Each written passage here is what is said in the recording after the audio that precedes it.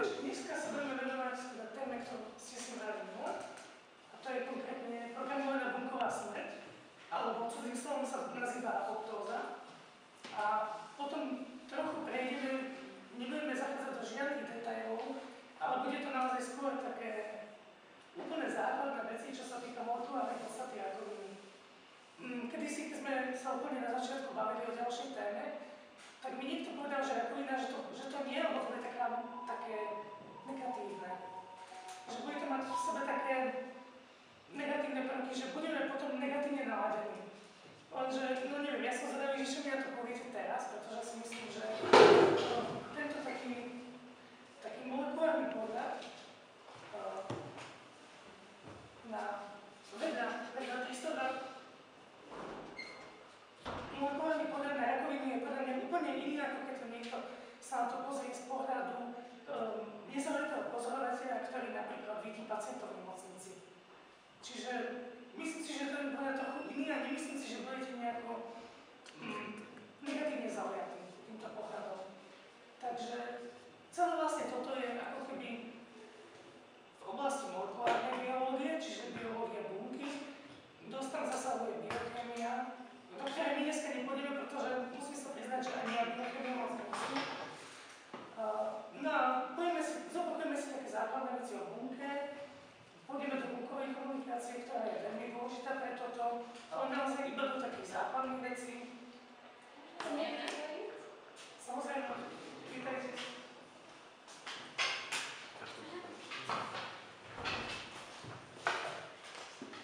Takže do bunkovej komunikácie s tým súvisí aj taký trochu ťažký pojem, ktorý som povedal, k tomu sa taky dostaneme signálne transakcia. A tam by som sa konkrétne povenovala jednej takej špeciálnej dráhe, ktorá sa nazýva FTK, a využijeme ju aj potom pri rakovine. Potom prejdeme na samotnú apoptózu, čo je tá programovaná bunková smrť. A tam si vlastne povieme niečo o tom, ako tá apoptóza prebieha, čo je s tým spojené. Ja som veľmi zlý prekladateľ a preto neviem preložiť tieto dva slova, akože tak, aby sa to dokázalo vyrovnať tomu, čo to znamená po anglicky, ale znamená to niečo také ako tá kaskáda jednotlivých dejov, k tomu sa dostaneme. Potom si povieme niečo o výsledkoch apoptózy, taktiež uvedieme príklady z bežného života možno, z vývinovej biológie, tam bude viac príkladov. No a z takého, čo možno poznáte, tak som sa snažil vybrať také naozaj, ktoré vám sú známe. Potom si zopakujeme niečo o bunkovom cykle. Prejdeme na reguláciu bunkového cyklu, tam budú úplne základné veci, čo sa týka cyklínov a cyklínov. Ono to všetko znie teraz tak veľa pojmov naraz, ale v podstate sú to jediné také cudzie pojmy, ktoré asi budem používať, takže nie je to až tak veľa. No a potom, ako pôjdeme smerom k rakovine, tak si budeme musieť povedať niečo o chybách regulácií týchto dvoch procesov. Čiže bunkového cyklu a apoptózy, pretože to spolu navzájom súvisí a rakovinová bunka je práve tá, kde tá regulácia zlyhá. A síce musí zlyhať regulácia aj v tej smrti, aj v bunkovom cykle, v regulácii bunkového cyklu. No a potom si naozaj povieme niečo o rakovine a spomenieme dva typy génov, to sú tumorosupresorové gény a onkogény. Čiže to je také pojmové maximum na dnešný deň. Pôjdeme naozaj pomaly, ja sa budem snažiť, aby ste rozumeli, aby ste ma mohli sledovať. Tie moje myšlienkové pochody, ktoré sa budú snažiť byť priame, že nepôjdeme okrúkami a verím, že vás to zaujíma. Takže najprv by som chcel povedať, že budeme sa dneska venovať iba živočíšnym bunkám.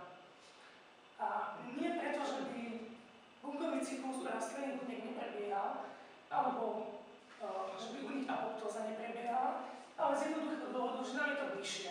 Teda ja si myslím, že každému z vás je asi bližšie niečo o sebe ako o nejakej rastlinke. A to som počul viackrát, teda, že niektorí ľudia majú skôr problém s biológiou rastlín ako s biológiou živočíchov človeka. No tak by si niekto poprosil, aby popísal základné orgánové bunky. Len úplne tie najzákladnejšie a zhruba ich funkciu. Tak možno pri tom jadre je endoplazmatické retikulum, to je to vlastne to... Hrubé endoplazmatické. Potom, že tam vidím... Čiže tu máme jadro. Jadro, áno. To sú tam lizozómy, to je všetko, čo tam ide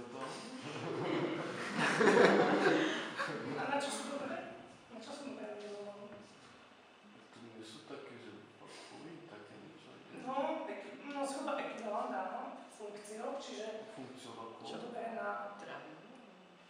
No, dalo by sa tak Zasadanie. povedať, na trávenie, áno, čiže rozkladajú sa tam zvyšky, ktoré bunka nepotrebuje, jednoducho povedané. Potom mitochondrie. Áno, na čo sú dobré tie sú veľmi dôležité. No a tam ideš. To je to To je taký...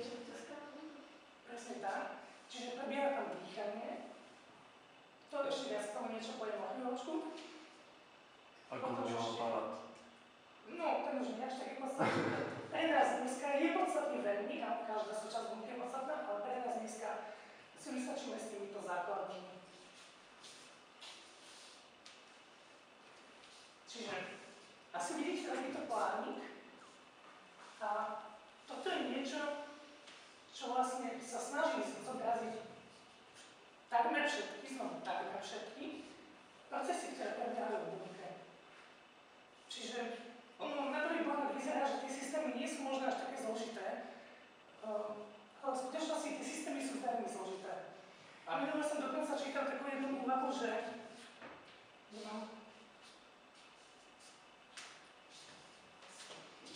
fyzika je vlastne veda, ktorá sa skúmala jednoduché veci. Pretože ono napríklad také kvárky, alebo tieto veci kvárky, ono je to v podstate jednoduché v porovnaní s týmto. To, že to nie je jednoduché pre nás, tak to je preto, pretože náš mozog nie je prispôsobený na to, aby pochopil tie veci.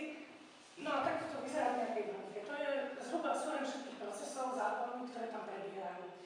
Čiže tá bunka, vidíme, že naozaj to je komplikované. A včera som čítala ešte takú jednu zaujímavú vec, také, že to, čo sa hýbe, je biológia, to, čo búcha, je chémia a to, čo nefunguje, je fyzika. Takže naozaj vidíme, a toto všetko, týmto sa zaberá blokovaná biológia. Týmito procesmi spolu s biochémiou.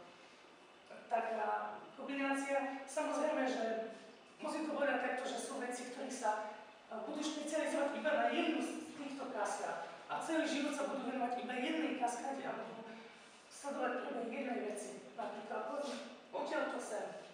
Tomu sa budú venovať celý život, aby zistili, čo sa za tým skrýva. Čiže vidíme, že naozaj tá bunka nám poskytuje veľké množstvo niečo objaviť. No a v rámci tohto sa niekde skrýva samozrejme aj apoptóza, čiže tá programovaná bunková smrť a bunkový cyklus a tak ďalej. Čiže tu vidíme zjednodušenú formu toho, čo sme videli na predchádzajúcom snímku a toto sa týkalo rakoviny. Ale aj tak si myslím, že tam nie je všetko, určite nie.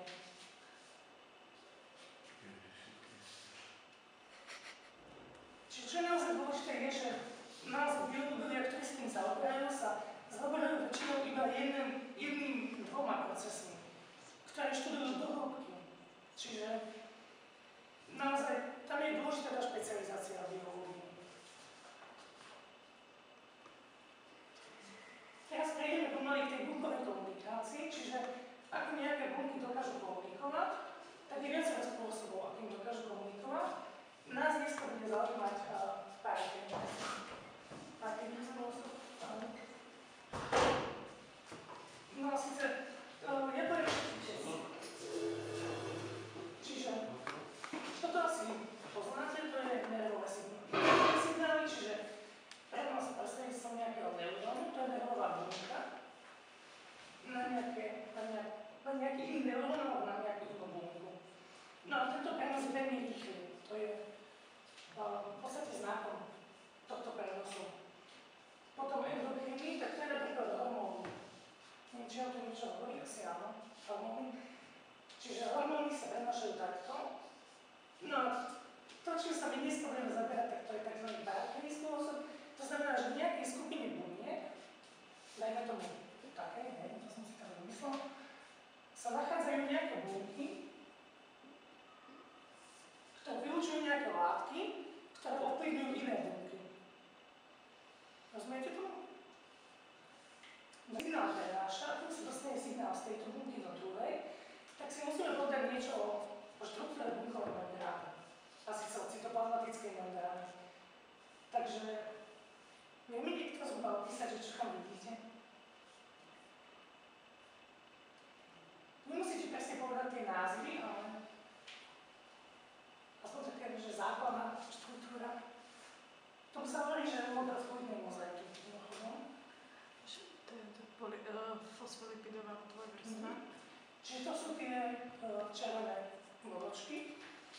presne tak.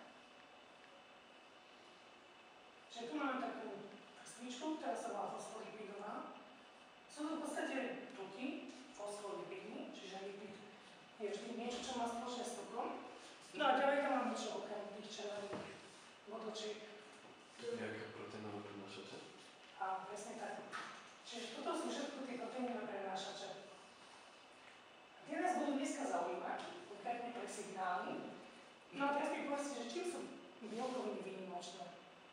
Prečo sú bielkoviny tie, ktoré by mali prenášať signály? Lebo sú jedinečné, možno? Čiže iným slovom špecifické. Áno. A teraz, že ako sú špecifické? Tak každá bunka, akože v každom tele je iný druh tých bielkovín. Akože nie sú úplne také. Ale nemyslím toto teraz konkrétne, ale je to pravda, samozrejme. Je to pravda. Čiže v čom sú špecifické? No, môže hociaká bielkovina, dajme tomu, ovplyvňovať hociakú reakciu. Asi sú špecifické aj tie bielkoviny. Čiže Na niečo špecializované? áno, na nejakú funkciu. Na nejakú funkciu, konkrétne na nejakú látku. Rozumiete tomu zhruba? Čiže každá bielkovina je špecifická pre nejakú látku, pre nejakú funkciu. Čiže v tej premennej reakcii bude ovplyvňovať len tú jedinú látku. Bude prostredníctvom nej prebiehať len ten jediný proces.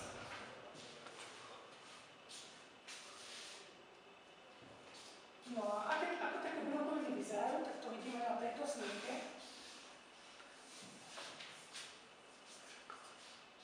Vyzerá to všetko veľmi zložito.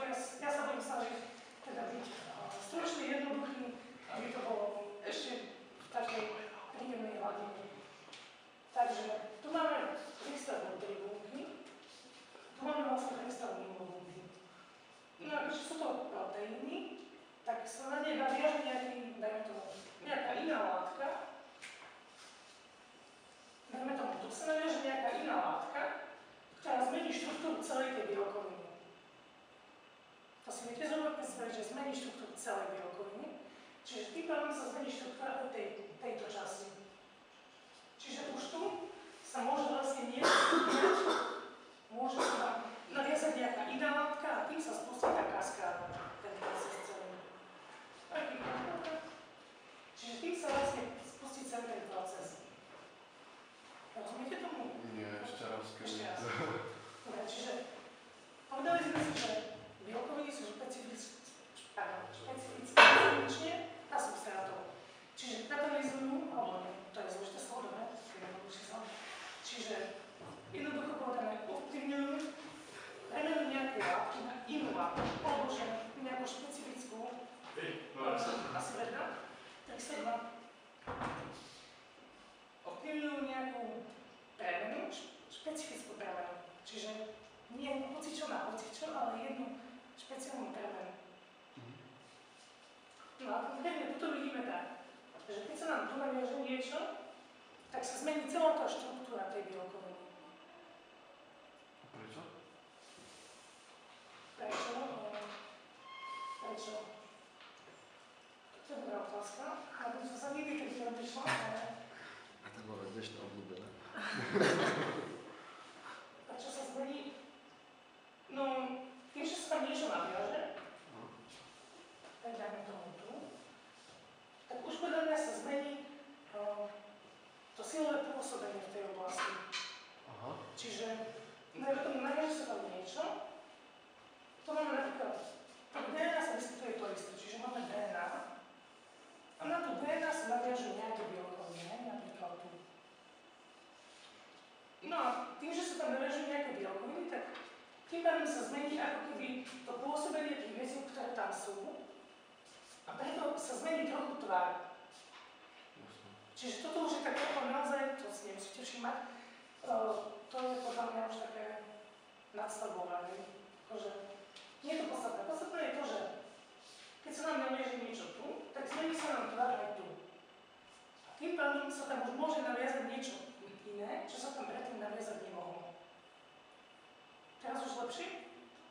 Ešte si chcel spýtať, že tie modré šulce, to sú tiež bielkoviny? spacáky. No grašnice sú tiež. Už lepšie? Rozumiete tomu? Rozumieš tomu?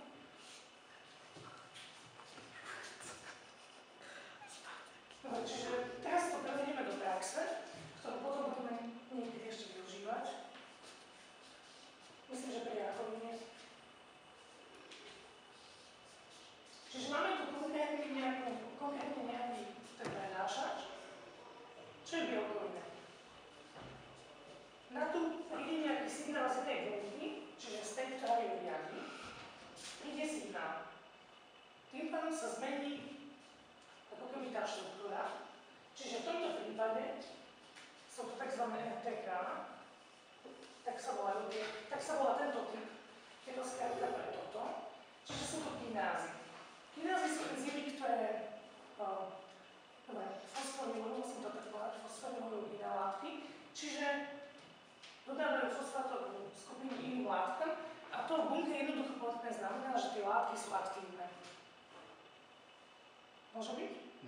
Či je to moc veľa naraz? Môže byť. Dobre. Čiže zmení sa tvar, v týmto prípade sa vytvorí takýto dimer. Potom sa ten dimer sa fosforiluje a potom prichádzajú látky z bunky, ktoré sa fosforilujú. Čiže jednoducho povedané, toto celé, výsledok toho je, že sú aktívne nejaké látky, ktoré predtým aktívne neboli. Jednoducho povedané tým, že sa fosforilovali. Čiže dajme tomu, teraz to poviem úplne jednoducho, že máme bunku A, ktorá riadi bunku B. Bunka A vyšla látku bunke B. Týmto procesom, čiže naviaže sa na nejaký receptor, ten receptor zmení svoju štruktúru a tým pádom z druhej strany môže meniť štruktúra, dajme tomu proteínu X, ktorý, keď sa táto štruktúra zmení, tak má nejakú funkciu. Môže byť?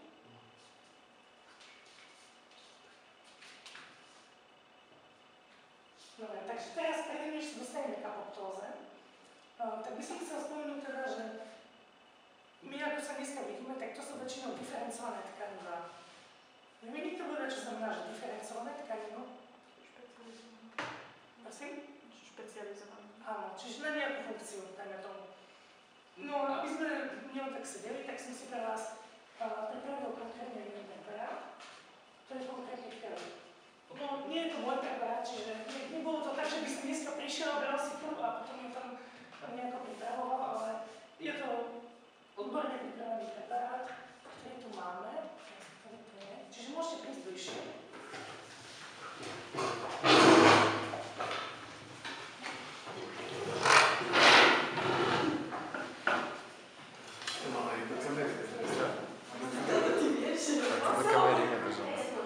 Na každom je to isté?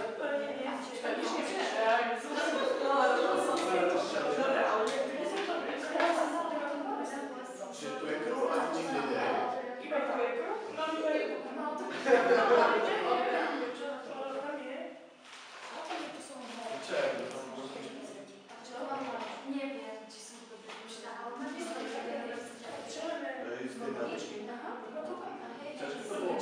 Keď sa budete pozrieť, tak uvidíte tam na tom prvom preparáte také nejaké červené bodky. Čo si myslíte, ktoré krvné bunky to sú? Áno, toto, áno. Ktoré to môžu byť? Čiže teraz to nechcem pozerať. Ivka, treba... Hej, no musíš si Aha, to je speciálne. Adam, pomôžem. Chceš si začať?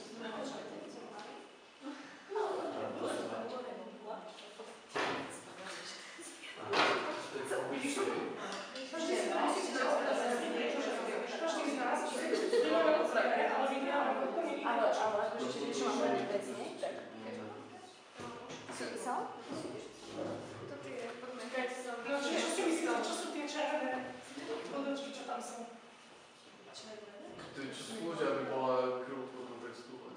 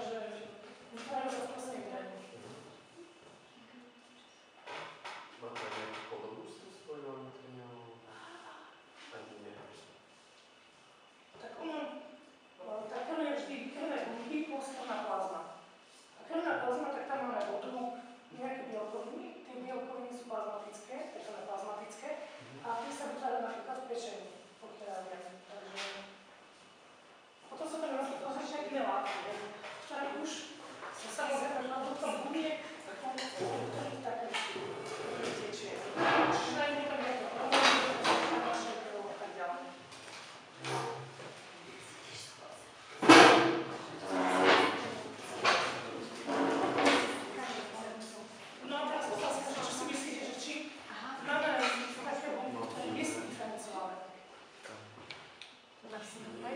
A sa volá také Kmeňové. kmeňové. Presne tak. Čiže existuje bunky, ktoré sa volajú kmeňové. No a teraz už pôjdeme teda konkrétne k tej apoptóze. Čiže budeme tak uvažovať o chvíľočku, že či naozaj, či byť, či nebyť, tak to je otázka, ktorú si bunka kladie. No a uvidíme, že či teda je tá apoptóza iba samovražda, alebo či to je taká samovražda, že niekto im povie, že zabij sa. To uvidíme o chvíľočku. Áno, čiže tu som si dal taký tematický obrázok, že robunky. Jak sa mi to páči? No a teraz by som chcel spomenúť taký jeden organizmus, ktorý teda sa používa na schovanie apoptózy. Čiže vedci ho majú veľmi radi, už veľa vecí na ňom zistili, no a konkrétne je známy jeho vývin, čiže keď sa vyvíja to áďatko, on sa volá áďatko, ona, to je jedno, je to hermafrodit väčšinou, tak keď sa vlastne vyvíja, tak jeho vývin spočíva v tom, že vyvinie sa okolo 1100 buniek. A oni presne vedia, že koľko buniek sa v tom vývine zabije. Čiže presne vedia, koľko buniek prejde programovanou bukovou smrťou. Čiže z toho vyplýva, že je to geneticky dané, tento proces. Čiže tie bunky sa majú zabiť, nebudu povedané. No a uvidíme, keď prejdeme tým procesom, tak uvidíme vlastne príklady aj u človeka, kde naozaj teda táto apoptóza prebieha. A čo to je za číslo? Háďatko. To je háďatko a v podstate to je listovec. Čiže keď si pamätáš ten systém, tak listovec to je niečo za polskavcami. Nie je to nič podobné polskuli, ale akože je to dosť blízko podobné. Bože, to som si teraz pročítačil, nie? No a okrem teda apoptózy, čo je to predelovaná bunková smrť, existuje aj smrť, ktorú bunka teda ako keby nie je nagradovirovaná. A tomuto hovoríme nekróza. No a teraz ja vám také základné veci vypichnem, čo je rozdiel medzi tým a tým. Čiže tá smrť, ktorú hovoríme nekróza, väčšinou nastáva po nejakom poranení. No a čo je typické pre nekrózu je, že tá bunka ako keby napuchne. No ona vlastne sa vyhorí. Čiže cytoplazmatická membrána praskne jednoducho povedané a ten bunkový obsah sa vyhorí medzi ostatné bunky. Preto je veľmi časté, čo pri apoptóze nie je, že tu vzniká zápach. Čiže to sú také dve formy bunkovej smrti. Môže zomrieť programovanou bunkovou smrťou alebo nekrózou. Teraz ma napadlo, že v podstate tak u človeka môže tak byť. Je mi to hrozné, že no buď zomrie, že teda, ako by som to povedal, že ten organizmus to už nevydrží kvôli nejakej chorobe, alebo no sa sám zabije a teraz otázka je ostatné spôsoby. Dobre, toto necháme. Škoda, že to není Filip, kto to rozviedol. Ja som na začiatku ukazovala tie membranné receptory a u mnohých strašne veľké množstvo. Keď som na začiatku ukazovala ten snímok, že bolo tam zložitosť toho systému, tak si videli, že naozaj tých kaskád je nespočetné množstvo. No a tu som si vybrala konkrétne niektoré ovplyvňujú apoptózu. A je to zase majú nejaký názov a volíme sa, že TNF. To je len jedna rodina tých receptorov.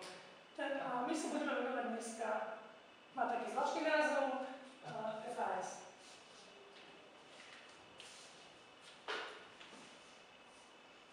Čiže teraz si prejdeme tým procesom, ako vlastne apoptóza prebieha. Na začiatku poviem, že veľmi dôležité sú také zlúčeniny, také enzymy, ktoré sa volajú kaspázna. No a to sú enzymy, ktoré tú bunkovú smrť v podstate prevedú. Oni sú vždy prítomné v bunke. Čo je dôležité je, aby získali nejaký signál, ktorý im povie, teraz zabite bunku, teraz sa zabij. No, ono sú v podstate tri spôsoby, ale ten tretí necháme dneska tak, povedzme si iba dva. Čiže jeden z nich je práve taký, že príde signál z tej riediacej bunky. Napríklad poviem príklad, ktorý je vedecky dokázaný. Bunky potkana bunky pečenia potkana, vystavili nejakému liečivu, ktoré v podstate spôsobilo, že tie bunky sa množili a bolo ich viac a viac. A nepotrebovali ich. Teraz sme ten liek zbrali preč. No a teraz musí prísť signál z vediacich buniek. Bunky nepotrebujeme vás, zabite sa. Čiže to je ten vonkajší. No a tu je vlastne dôležitý práve ten FAS receptor. Čiže príde ten signál, tým pádom sa tu naviažú nejaké veci, ktoré tu predtým neboli. Tým pádom sa spustí celý ten proces. Až k smrti. To vyzerá pekne. Prosím? Pekne. Tomu rozumiete? Ale Oliver, čo je tá riadiaca bunka teraz? To sú... Riadiaca bunka, to je nejaká, ako by som povedala, v tej hierarchii nadradená bunka. Čiže bunka, ktorá... Ale je špecializovaná, je diferencovaná. Áno. To je bunka, ktorá tú konkrétnu bunku ovplyvňuje nejakým spôsobom. Čiže sa vrátim k jednému slnku. Nie? Tu. Čiže máme nejakú bunku, ktorá je blízko tých buniek, to je signálna bunka sa nazýva. No a tá ovplyvňuje nejaké bunky. A môžu oni ju ovplyvniť? No tu je otázka, že toto podľa mňa platí iba pre konkrétny ligand, pre konkrétnu látku, ktorú vylučujú. Pre konkrétnu látku, ktorú vylučujú. Takže, neviem, priznám sa. Naozaj je to také zložité, že, ako som povedal, niektorí biológovia sa budú celý život venovať iba jednej kaskáde a to neznamená, že nebudú vedieť nič o ostatných, hej? Lenže je to naozaj také zložité, že ja som naozaj snažil to čo najviac jednodušovať. Dobre, aby som to chápala. Ale myslím si, že áno. Myslím si, že sa niečom ovplyvňujú.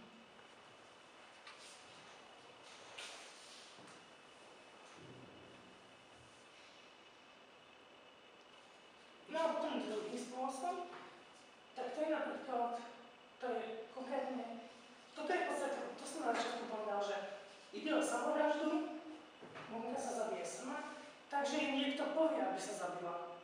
No a tento druhý spôsob je taký, že tá bunka sa sama ako keby rozhodne, že sa zabije. No a to je napríklad vtedy, keď dajme tomu, že sú nejaké chyby v DNA, nastane nejaký zlom, a už sa nedá opraviť. Tak sú proteíny, ktoré to vie rozoznať. No a tieto proteíny spravidla ovplyvňujú nejaké gény, ktoré sú na membráne mitochondrií. To je jedno tento proces, to sa to nemusíte všímať. No a uvoľní sa cytochrom C. No a ten cytochrom C sa naviaže na niečo iné, znovu vytvorí nejaký komplex, ktorý sa volá apoptozom. No a to spustí tú apoptózu. Tomu rozumiete? Rozumiete to? Vy sa pýtajte nejaké otázky, keď budem vedieť, tak odpoviem.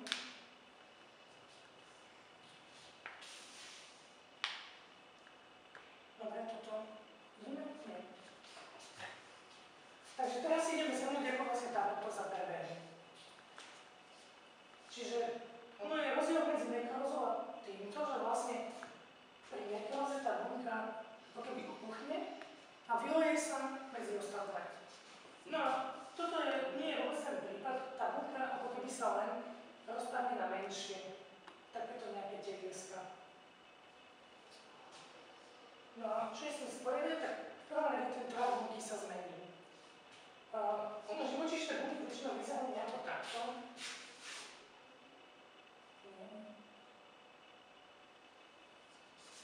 Nejako takto. No a to vlastne sa ten tvar zmení na nejakú guľatučku alebo takú, akože zhruba guľatučku, čo vidíme tu. No a potom tie chromozomy, ktoré tam máme, tak oni, teraz znovu vytvorzne slovo kondenzujú, poznáte to slovo? Čo sa z nimi stane? Nenapadne vás nejaký ekvivalent? Nie. Zraziť možno?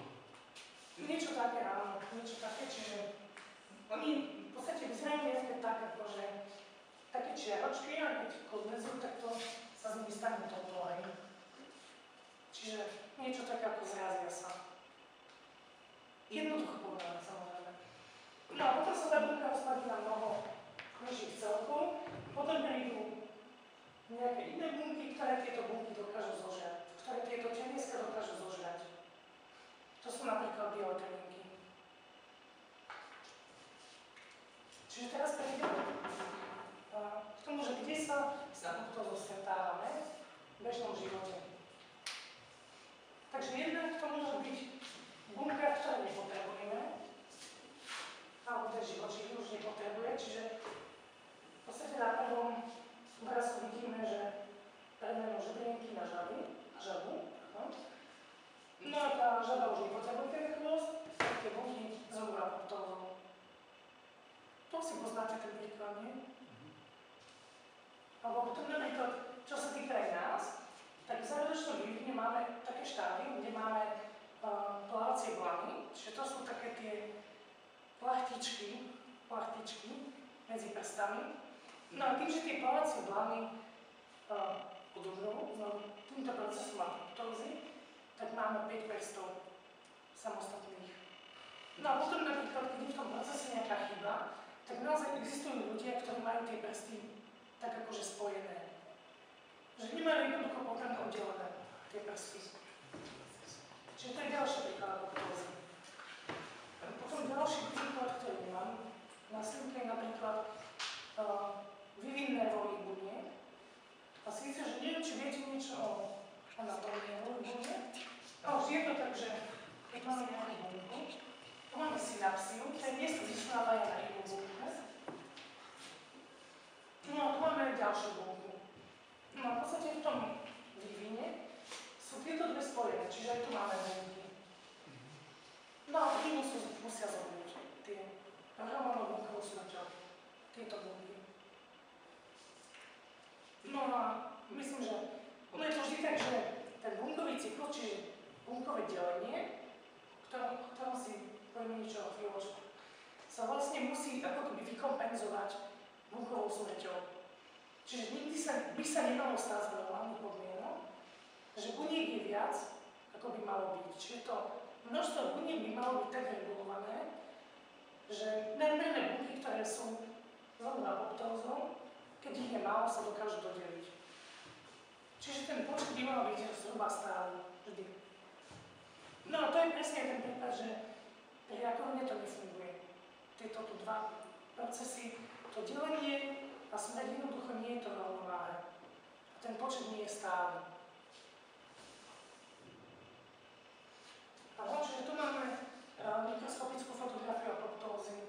Čiže tu už vidíme, že sa pomaly tá bunka začína rozpadať.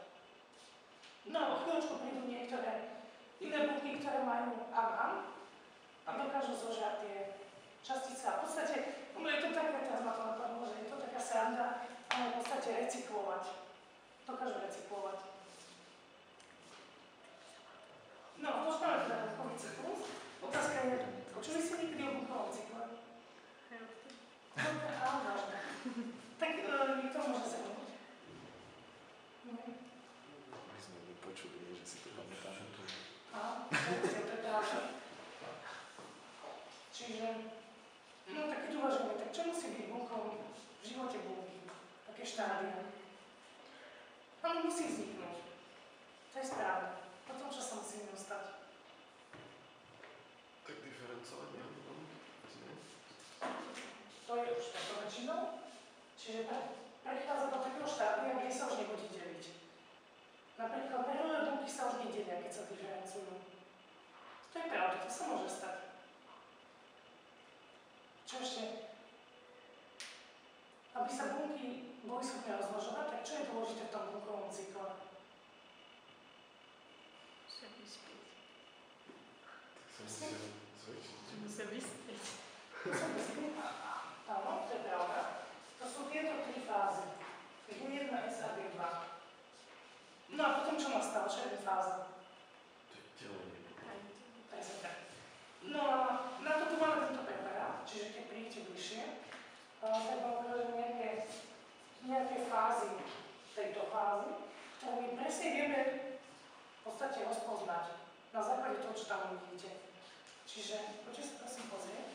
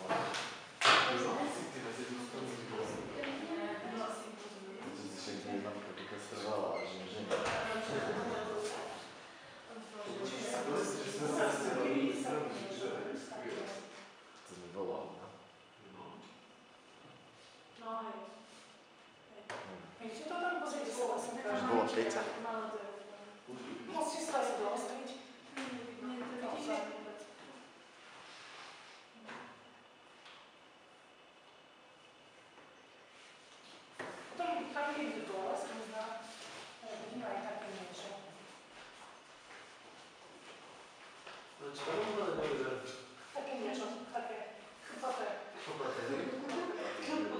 A je tam toho veľa toho chpaté? Nie, tak jedno iba jedno. Jedno dva. Aj 4 tam vidím.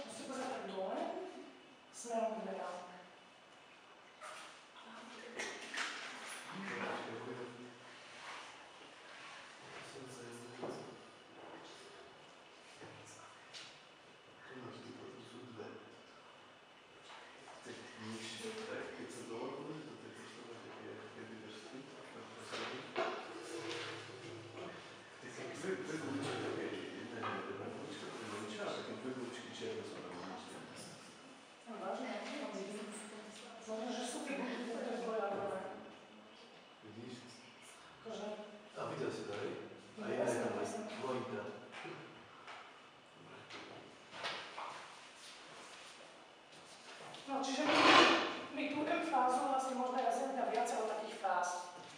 Na začiatku tej fázy je chromozómy konverzujú, ako keby sa zrazia. Potom oni sa usporiadajú do takej, my tomu hovoríme, že ekvatoriálna rovina, to je toto, potom idú polom. No a tak vlastne prebieha to bunkové delenie, a v tom sa samozrejme vytvorí tá také ďalšia membrána a medve bunky. No len čo je dôležité, že predtým musela prebehnúť replikácia. To je, že sa vytvorila kópia tej DNA. Čiže tieto dve bunky sú geneticky identické. Čiže ako keby klon. No a tento cyklus vlastne je dôležité, aby bol regulovaný. Pretože napríklad, kým nie je tá DNA replikovaná, tak by sa nemalo stať, že sa začne deliť. Rozumiete tomu? Čiže vždy, keď sa niečo udeje, tak je dôležité, aby prebehla tá fáza prepsídy. No a to máme na starosti také zložiny alebo komplexy, ktoré sa nazývajú cykliny a cykly je taký názv. My ste si všimali tie názvy. Poviem, prečo sa volajú cykliny, pretože v tom cykle sa vždy opakujú cyklicky, čiže v nejakej fáze sa opakuje jeden typ cyklínu. Pomaly? Ja? Pomaly? Čiže ten bunkový cyklus má viacero fáz. Tá regulácia prebieha tak, že v každej tej fáze sú prítomné iba nejaké biokoviny, ktorým hovoríme cyklínu. No a tie ten bunkový cyklus dokáže regulovať. Môže byť?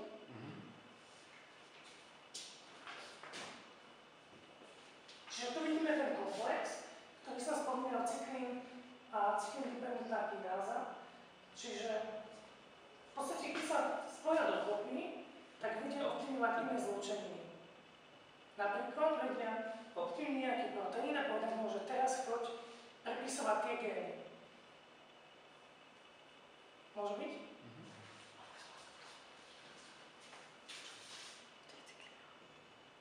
Dobre, takže čo by som spomenul?